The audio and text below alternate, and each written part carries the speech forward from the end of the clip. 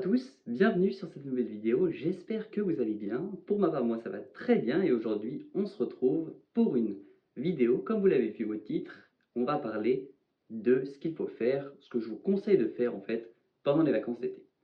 Cette vidéo va naturellement être destinée en fait à ceux qui sont en terminale et donc du coup qui vont passer en prépa pour justement vous donner un peu mon expérience et vous donner mes conseils après avoir fait une année de prépa. Voilà. Juste avant de commencer, n'hésitez pas à rester jusqu'à la fin parce que, eh bien, il y aura un petit bonus si vous voulez aller un petit peu plus loin. Et comme d'habitude, n'hésitez pas à vous abonner, à mettre la cloche. Bon, ça c'est à l'ancienne, hein, mais voilà. Et à mettre un petit pouce bleu si ça vous plaît. Voilà. Ça peut booster la vidéo et permettre à d'autres personnes aussi de voir cette vidéo si elle est pas mal. Et aussi, n'hésitez pas à mettre en commentaire si vous avez des questions, des remarques ou s'il y a des choses sur lesquelles je peux m'améliorer. Sur ce, on est parti.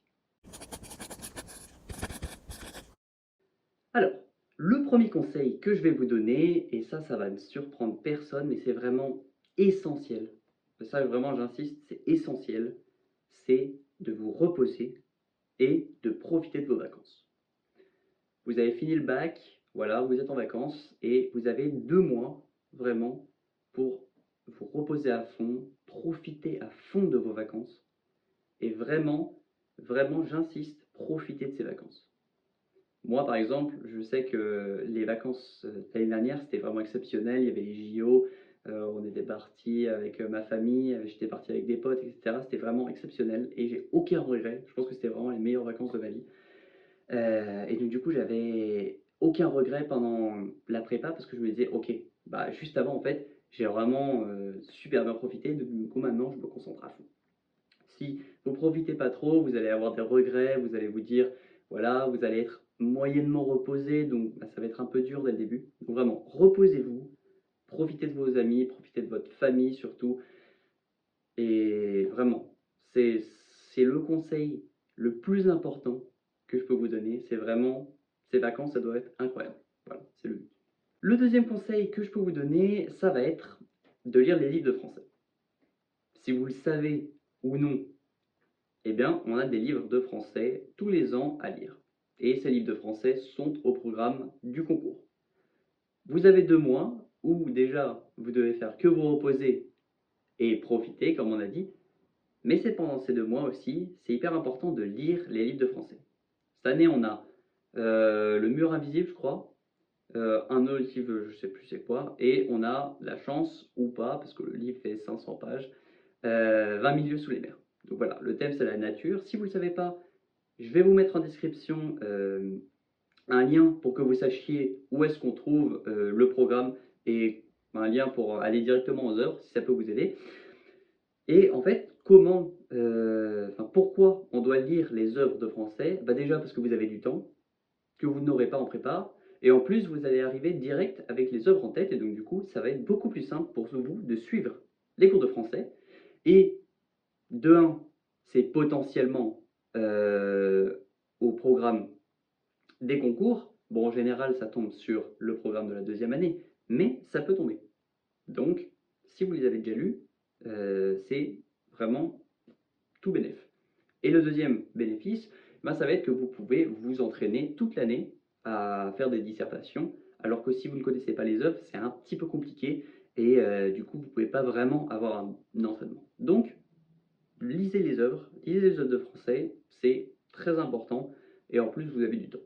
Voilà. À la plage, j'en sais rien, vous faites ce que vous voulez, mais lisez les œuvres. Le troisième conseil que je vais vous donner, ça va être de travailler votre anglais. Vous avez du temps, et pendant ce temps, essayez tous les jours de vous fixer 30 minutes d'anglais. Enfin, prenez cette petite habitude de vous fixer 30 minutes d'anglais. Parce qu'en fait, c'est comme le français.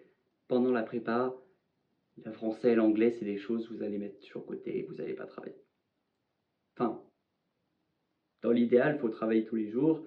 Et justement, je vais vous donner une technique que j'ai faite et qui m'a permis de travailler l'anglais un peu tous les jours.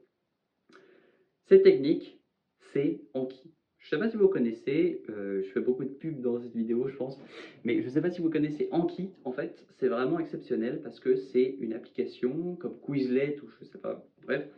Et en fait, vous allez mettre du vocabulaire. Et en fait, l'application, ce qu'elle va faire, c'est qu'elle va vous donner les cartes.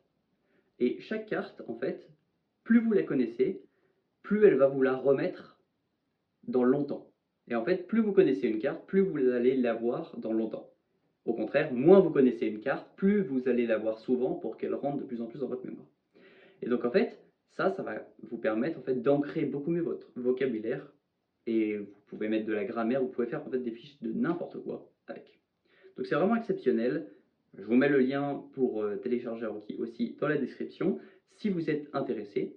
Et en fait, fixez-vous cet objectif de faire 30 minutes d'anglais. Ça peut être 30 minutes de série en anglais, sous-titré anglais bien sûr, pour vraiment bosser à fond l'anglais. Lire des articles en anglais, ça c'est un peu chiant, mais regarder une vidéo YouTube en anglais, ça marche aussi. Vraiment. N'hésitez pas à faire de l'anglais et l'idéal, c'est si vous pouvez et si vous avez la possibilité de faire un voyage à l'étranger en parlant la langue, c'est encore mieux. C'est le meilleur moyen pour apprendre. Voilà.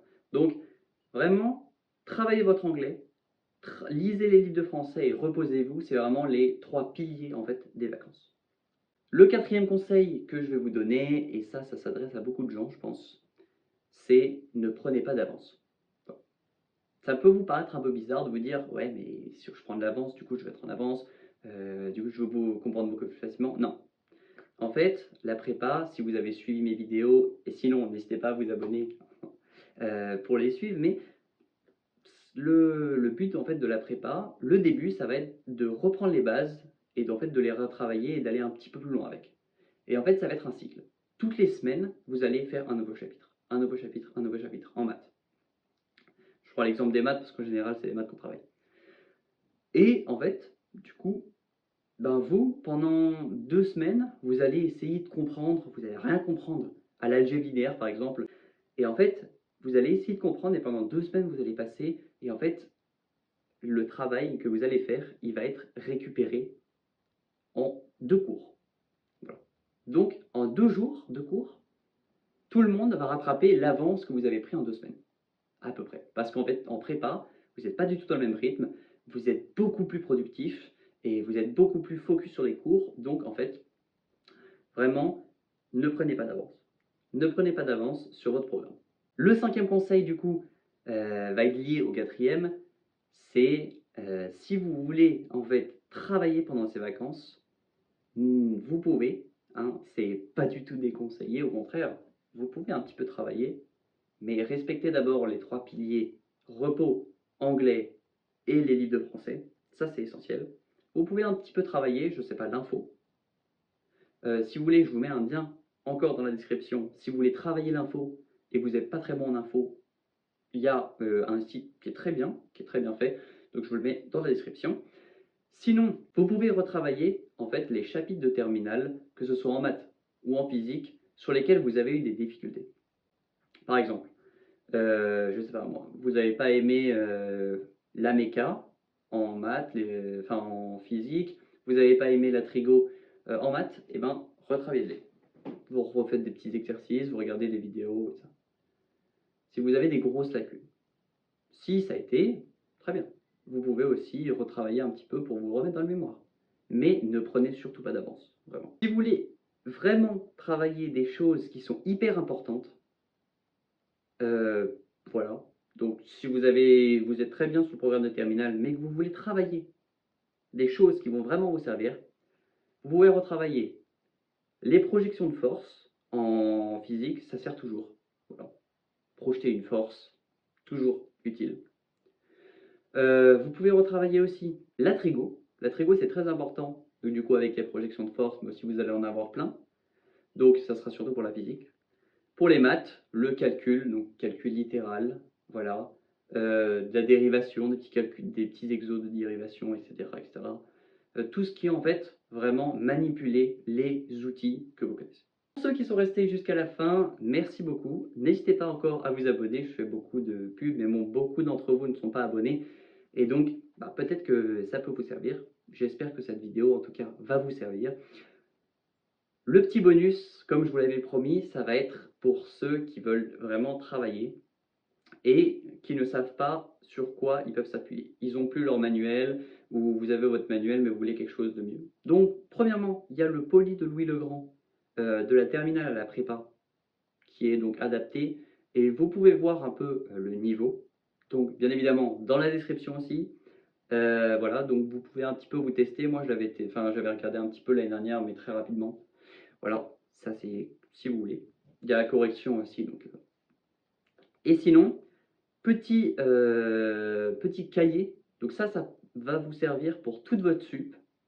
Je ne suis pas payé, hein, bien sûr, pour le faire, mais je vous conseille le livre que je vous ai mis en description. Donc c'est un cahier de calcul. Et ce cahier de calcul, en fait, eh ben, ça va être juste de vous aider à travailler les automatismes en maths pour que en fait, vous arriviez et déjà les automatismes soient un petit peu là. Sur ce, merci beaucoup à tous ceux qui ont regardé jusqu'au bout la vidéo. J'espère que ces conseils vont vous servir. N'hésitez pas à mettre un pouce bleu comme d'habitude et on se voit à la prochaine.